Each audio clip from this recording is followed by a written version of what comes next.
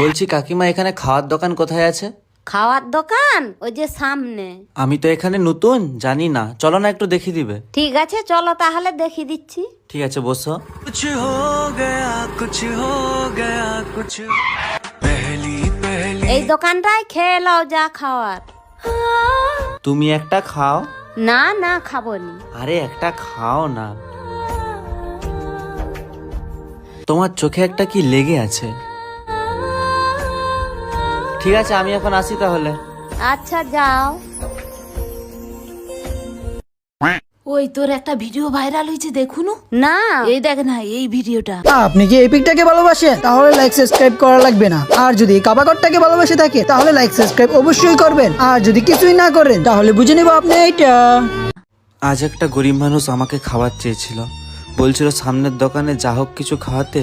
আমি তার কষ্ট না দেখতে পেরে তাকে বিস্কুট কিনে দিলাম।